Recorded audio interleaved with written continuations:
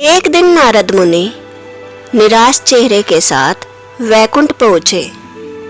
भगवान विष्णु अपने आराम और ऐश्वर्य में लीन थे और माता लक्ष्मी उनके पैर दबा रही थी।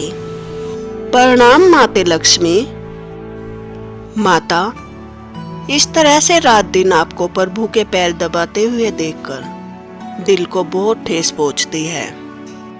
माता, आप तो महालक्ष्मी हैं, हर तरह से प्रभु के बराबर। फिर भी प्रभु हमेशा ऐश्वर्य और आराम में लीन रहते हैं और आप हरदम उनकी सेवा करती रहती है, उनके पैर दबाती रहती है। तीनों लोकों में भिन्न भिन्न प्रकार की समस्याएं हैं। संसार का पालन करता खुद तो योग निद्रा में है और देवी आपसे अपने पांव दबवा रहे हैं।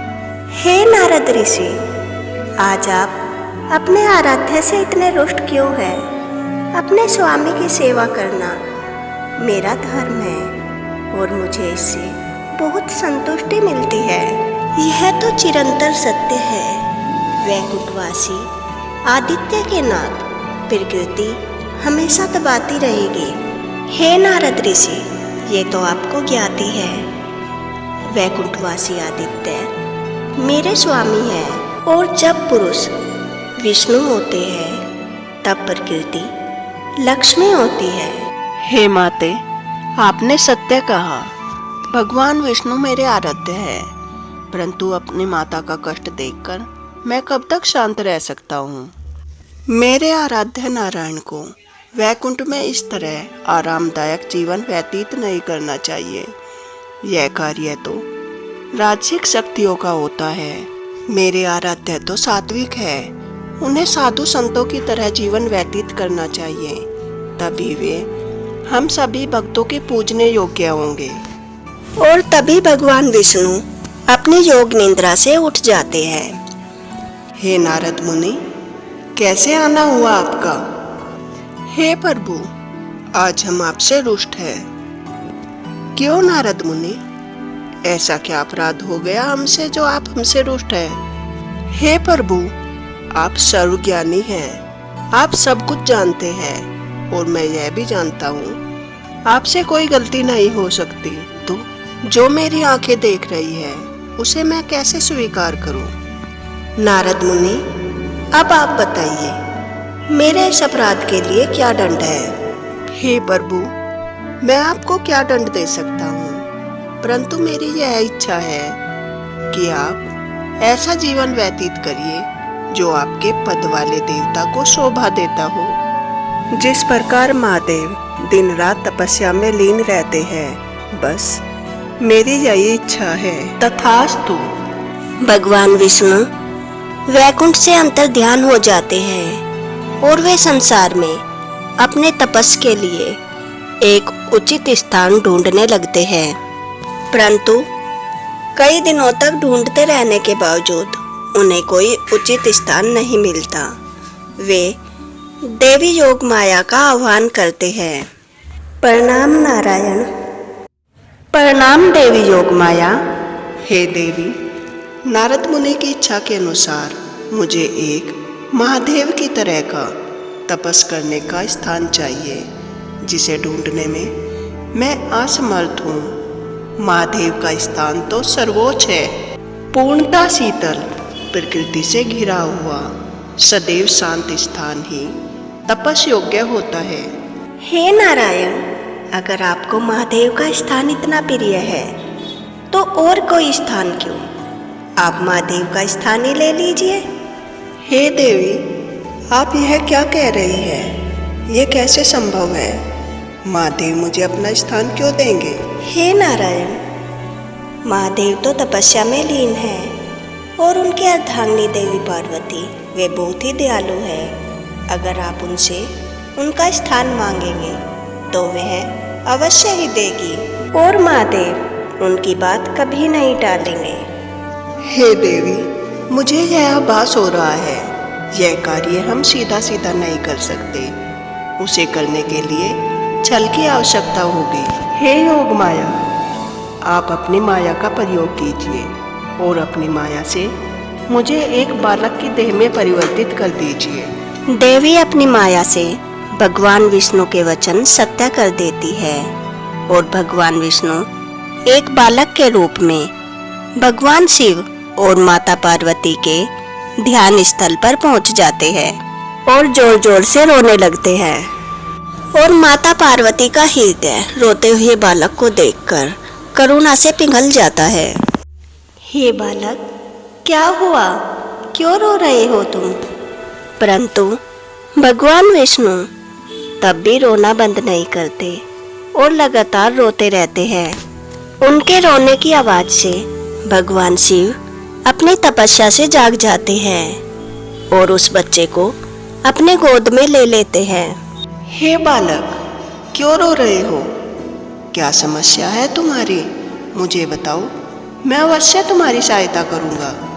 क्या आप वचन देते हैं आप मेरी सहायता करेंगे? अवश्य बालक, हम तुम्हें वचन देते हैं, हम तुम्हारी सहायता अवश्य करेंगे। आप अपना वचन तोड़ेंगे तो नहीं? नहीं नहीं, हम अपना वचन नहीं तोड़ेंगे। और भगवान विष्णु अपने असली रूप में आ जाते हैं। प्रणाम महादेव। प्रणाम देवी पार्वती। ज्येष्ठ, आप? हे नारायण, ये क्या लीला थी आपकी? हे महादेव, अब समय आ चुका है, आप अपना वचन निभाए। मुझे तपस के लिए इस स्थान की आवश्यकता है, आप मुझे अपना स्थान दे दीजिए। माता पार्वती और भगवान शिव नारायण की बातें सुनकर हंसने लगते हैं। ज्येष्ठ, अगर आपको इस स्थान की आवश्यकता थी, आप सीधा सीधा मांग लेते। इस लीला की क्या आवश्यकता थी? भगवान शिव और माता पार्वती अंतर्ध्यान हो जाते हैं और भगवान विष्णु पद्मासन में तपस्या करने लगते हैं। परंतु भगवान शिव का तपस स्थान इतना आरामदायक नहीं था, वहाँ हमेशा बर्फ पड़ती रहती थी। भगवान विष्णु के देह पर बर्फ गिरने के कारण वे कांपने लगते हैं। ये सब वैकुंठ से माता लक्ष्मी देख रही थी। मेरे स्वामी कितनी पीड़ा में हैं, ये मुझसे सहन नहीं होगा। उनके सारे कष्ट मैं अपने ऊपर ले लूँगी, परंतु उन्हें कोई कष्ट नहीं होना चाहिए। और माता लक्ष्मी भगवान विष्णु के पीछे एक बद्री पेड़ का रूप ले लेती है और सारी बर्फ बद्री के पेड़ पर गिरने लगती है। भगवान विष्णु को इससे बहुत राहत मिलती है। बद्री की शाखाएं भगवान विष्णु तक बर्फ नहीं पहुंचने देती और भगवान विष्णु अपना तपस जारी रखते हैं। माता लक्ष्मी का यह कार्य देखकर नारद मुनि को समझ आ जाता है। माता लक्ष्मी भगवान विष्णु की सेवा इसलिए नहीं करती कि भगवान विष्णु चाहते हैं उन्हें यह कार्य करके खुद को संतुष्टि मिलती है, इसलिए वह ये कार्य करती है। माता लक्ष्मी के बद्री अवतार के नाथ के रूप में भगवान विष्णु बद्रीनाथ कहलाए। कई युगों पश्चात नर और नारायण ने भी उसी स्थान पर तपस्या की। नर भगवान विष्णु का आंशिक अवतार थे और नारायण पूर्ण अवतार। बद्री वृक्ष के नीचे तपस्या करने से उनकी शक्ति प्रवाहित होने लगी और इतने तेजस्वी ऋषियों को देखकर इंद्रदेव कांपने लगे। अगर ये ऋषि इसी तरह तपस्या करते रहे तो जल्द ही ये स्वर्ग पर भी अपना आधिपत्य जमा लेंगे। इंद्रदेव अप्सरा रंभा को नर नारायण की तपस्या भंग करने के लिए भेजते हैं, परंतु बहुत प्रयास के बाद भी नर और नारायण पर कोई असर नहीं पड़ता और कई दिनों तक प्रयास करने के बाद रंभा निराश हो जाती है और अहंकार में बोलती है, कौन हो आप दोनों जो मेरी सुंदरता से आकर्षित नहीं हुए? तीनों लोकों में मैं सबसे सुंदर हूँ। कोई भी ऐसा पुरुष नहीं है जो मुझसे आकर्षित न हो, परंतु फिर भी आप दोनों ऐसा दिखावा करते हैं जैसे आप दोनों को मुझसे कोई फर्क नहीं पड़ता। यह असंभव है। नारायण अपनी तपस्या से उठ जाते हैं। तुम्हें यह लगता है ना तुम अति सुंदर हो? तुम्हें यह विश्वास नहीं है ना कि तुमसे भी सुंदर कोई हो सकता है? और नारायण की तपस्या के तेज से एक नई अप्सरा उर्वशी प्रकट होती है। वह रंभा से कहीं सहस्त्र गुना ज्यादा सुंदर थी। उर्वशी को देखकर रंभा का अहंकार टूट जाता है और वह उर्वशी को अप्सराओं की रानी के रूप में लेकर स्वर्ग लोक चली जाती है। नर और नारायण फिर से तपस्या में बैठ जाते हैं और बद्री रूपी माता लक्ष्मी के आशीर्वाद के साथ नर और नारायण को मिल जाता है। क्या यह कथा है ऐसे दिव्य हिंदू मंदिर की जिसे पाकिस्तान तोड़ना चाह रहा है। यह मंदिर आदि शंकराचार्य ने स्थापित किया था। देवी सरस्वती ने उन्हें इशारा किया था कि उनका शक्तिपीठ कहाँ पर है। जब आदि शंकराचार्य कश्मीर में पहुंचे तब उनकी नजर एक चमत्कारी घटना पर पड़ी। एक क्षेत्र की शक्ति इतनी ज्यादा सौम्य और शांत थी कि धूप में एक मेंढक को काम करते देखकर एक सांप अपना फन फैलाकर उसे छांव दे रहा था। एक सांप जो किसी मेंढक को देखते ही खा जाता है, वहां पर रहकर उसका दिल इतना पवित्र हो गया था। वह मेंढक को हानि पहुंचाने की जगह उसे राहत दे रहा था, चाहे उसे खुद धूप की पीड़ा सहन करनी पड़े। यह किसी चमत्कार से कम नहीं था। यह देखकर आदि शंकराचार्य ये समझ गए कि इसके पीछे कोई बहुत ही शक्तिशाली सात्विक शक्ति है। वहां पर रहने वाले सांदल्य ऋषि, जो सरस्वती माता के बहुत बड़े भक्त थे और कई सालों से तपस्या कर रहे थे, वहां पर आते हैं। हे ऋषिवर, क्या आपको भी यहाँ देवी सरस्वती की शक्ति का एहसास हो रहा है? अवश्य आदि शंकराचार्य जी, मुझे तो कई वर्षों से ज्ञात है कि यहाँ पर देवी सरस्वती का वास है।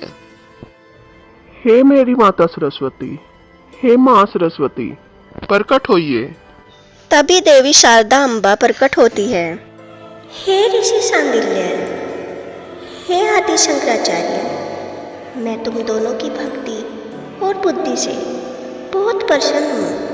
अब आप दोनों शारदा वन के अंदर जाइए, वहाँ मैं आपको अपने त्रिदेवी रूप के दर्शन दूंगी और वहीं पर आप दोनों मेरा शक्तिपीठ स्थापित करना।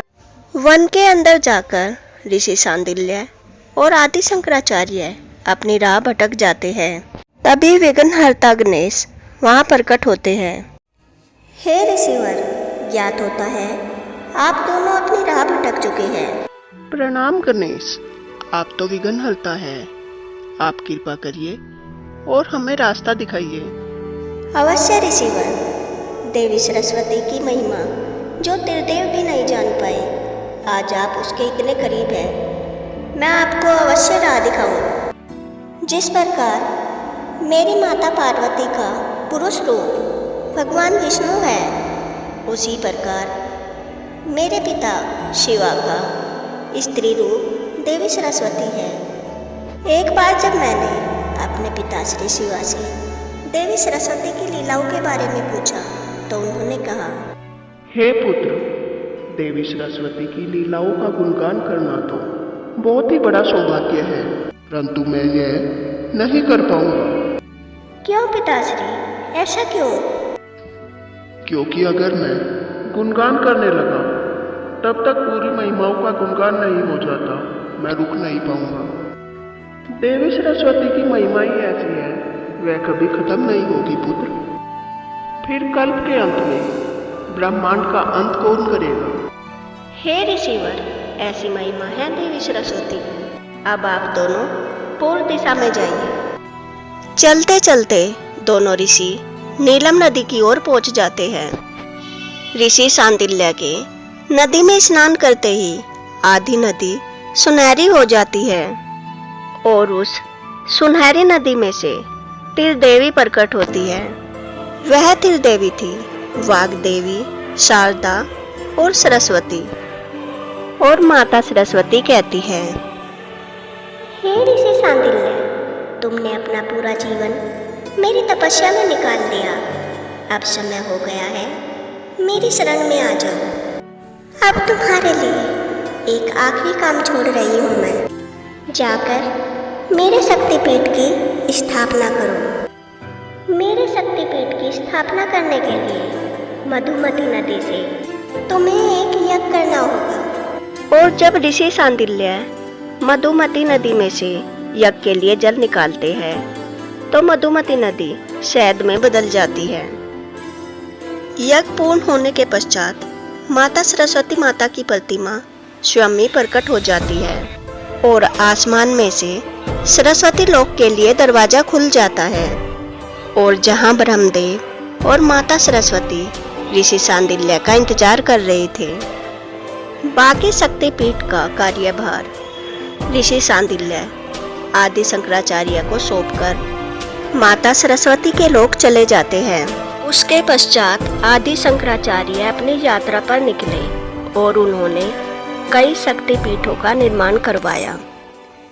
पाकिस्तान ने शारदा शक्तिपीठ को कई बार तोड़ने का प्रयास कर लिया है। हमारे दिव्य मंदिर के लिए उनके मन में इतनी कम इज्जत है कि वे उसे तोड़कर कॉफी शॉप बनवाना चाहते थे, परंतु पूरा विश्व भी यह जानता है कि शारदा शक्तिपीठ पाकिस्तान से कई हजार सालों पुराना है। इस कारण से इंटरनेशनल अथॉरिटीज ने पाकिस्तान को शारदा शक्तिपीठ तोड़ने से रोक दिया, परंतु पाकिस्तानियों के मन में हमारे शक्तिपीठ के प्रति इतनी नफरत है कि उन्होंने एक तरीके से नहीं बल्कि दूसरे तरीके से उसे बंजर बना दिया। मंदिर की मेंटेनेंस रुकवा दी, जिससे मां शारदा का वह मंदिर बंजर और सुनसान पड़ा है। अगर आपको ऐसी ही जानकारियाँ चाहिए तो हमारे चैनल को सब्सक्राइब करना ना भूलें। जय माता दी, जय सरस्वती माता।